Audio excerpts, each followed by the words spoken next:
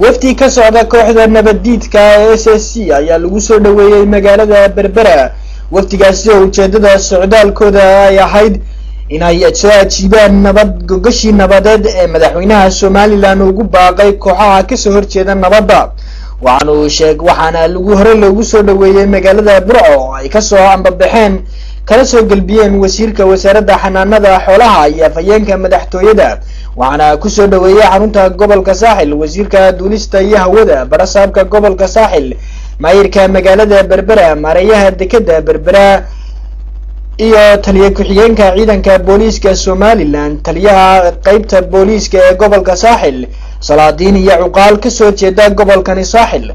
barasaabka gobolka Saaxil Maxamuud Cali Saleebaan ayaa hadal soo dhaweynaa oo halkaasi ka soo jeediyay. waxa uu u mahadnaqay kooxdaasi waxaanu ugu soo dhaweeyay xarunta gobolka Saaxil ee Berbera.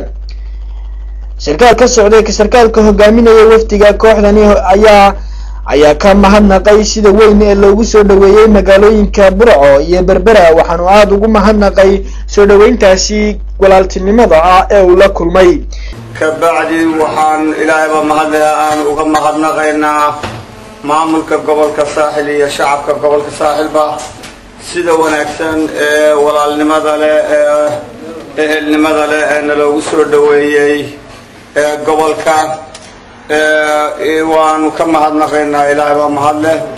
waxay la tahay wixii warara iyo iswaraysiyadeena dambana waa inoo dambayn doonaan. assalaamu calaykum waraxmatullahi. wasiirka xanaanada xoolaha Somaliland Dr. Cabdi Awdaahir ayaa isna ka mahadnaqay maamulka gobolka Saaxil sida ay u soo dhaweeyeen isla markaana tibaaxay socdaalka kooxdani uu ka mid yahay aqbalaadda gogashi nabadeed ee uu madaxweynaha Somaliland u fidiyay kooxaha ka soo horjeeda nabadda.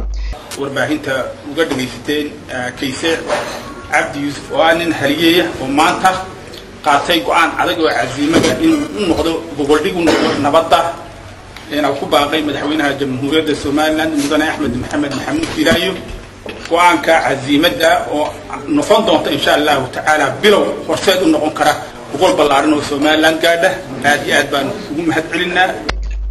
socdaalka wafdigani ayaa hordhac u ah aqbalaadii gogashi nabadeed ee madaxweynaha Somaliland uu fidiyay dadkii ku dagaalamay shaqaqadii ka dhacday deegaanka Kalshaale ee agagaarka Buuhoodle iyo Qorlugud. Cabdikariim Saciid Saalax, Home Cable TV, Berbera.